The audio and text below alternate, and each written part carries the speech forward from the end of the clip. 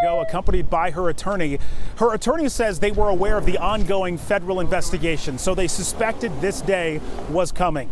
As for the defendant, she's 51 years old. Her name is Deana Martin of Milton. She's seen here with her defense attorney. She was released after posting bond. She's charged with one count of conspiring to distribute more than 100 kilograms of marijuana relating to what the feds call a black market marijuana sales and distribution business called Northern Herb. According to court documents, between 2015 and August of last year, the business collected approximately $15 million in revenue, but they say Martin did not pay sales or employee taxes, nor did she have a license to distribute medical marijuana.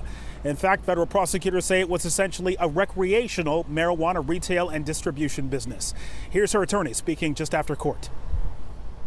This was an initial appearance, so an entry of a plea was not made today. However, when formal charges, presumably in the form of an indictment, come down, my client will be pleading not guilty. If convicted, Martin faces a mandatory minimum sentence of 5 years and a maximum sentence of 40 years in federal prison and a fine of up to $5 million. Reporting live in South Boston, Todd Kaskevich, WCVB News Center. She looked like your average suburban mom. Deana Martin, a mother of 4, once owned a local bakery and lived in the peaceful upscale town of Milton, Massachusetts. Neighbors knew her as a friendly face, someone who baked, ran errands, and blended seamlessly into the quiet rhythm of the neighborhood. But behind the calm exterior and the everyday routines, Deana Martin was building something massive, something illegal. She wasn't just managing a side hustle, she was masterminding a black market empire called Northern Herb, one that made over $14 million in untaxed, unregulated sales in just a few years. She wasn't just a mom, she became a marijuana queenpin hiding in plain sight. From 2015 to 2018, Northern Herb operated like a well-oiled machine. This wasn't a backyard grow-op or a couple of street-level sales. It was a full-scale delivery service with a polished website, at least 25 employees, and a fleet of cars that dropped marijuana products across Massachusetts, often to people who never showed a medical marijuana card.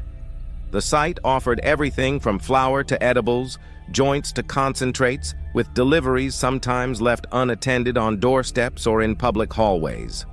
Customers came from everywhere, and cash poured in.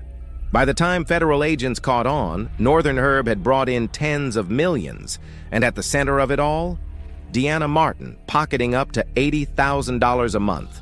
So how did this all begin? According to those close to her, including her son, the family had hit hard times.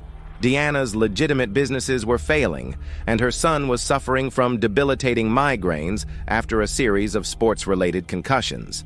Desperate for relief, they turned to CBD, reportedly recommended by her sister, and within days, her son's condition improved dramatically. That moment, they said, sparked an idea.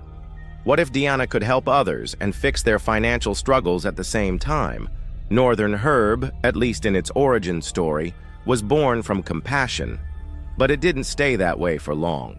The operation quickly grew beyond anything resembling personal caregiving.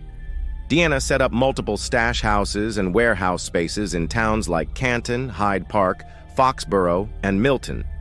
Northern Herb bypassed every regulatory safeguard.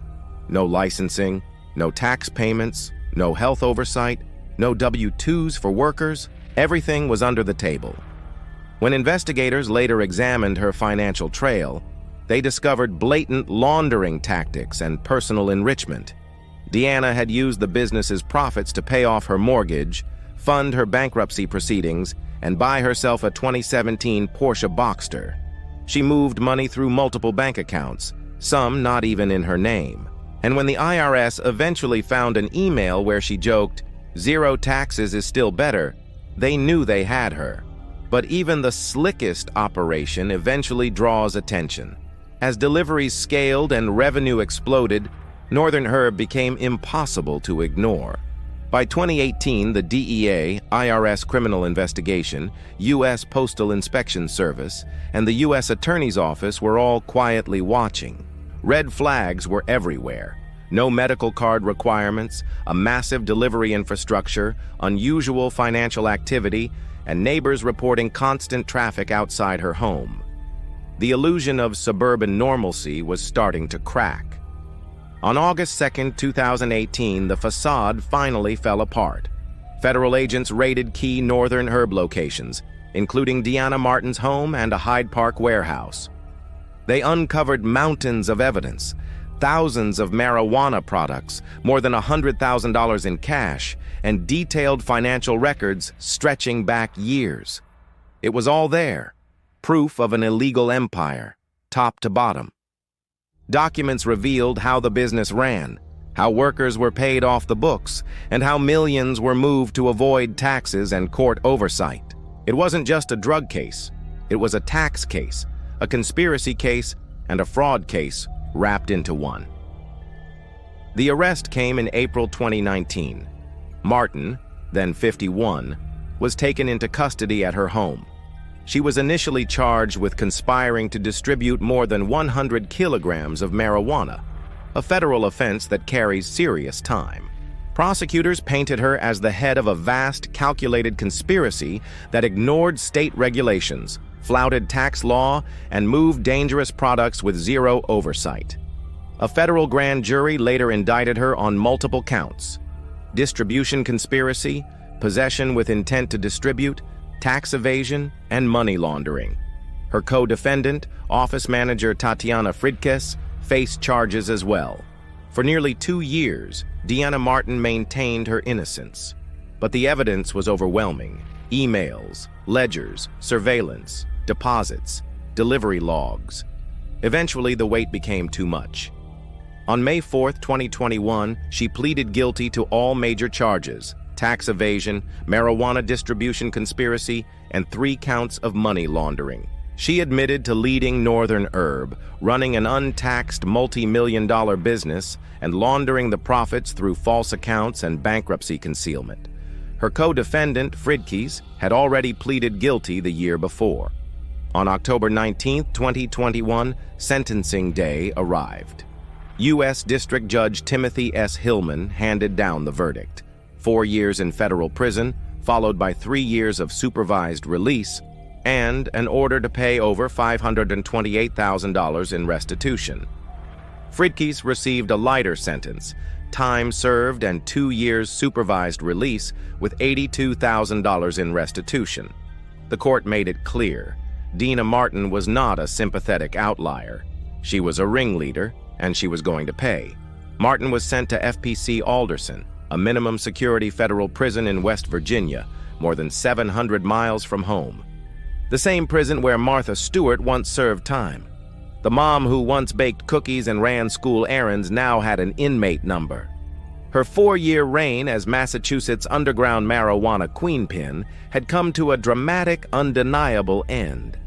But even in prison, Martin's case continued to make noise.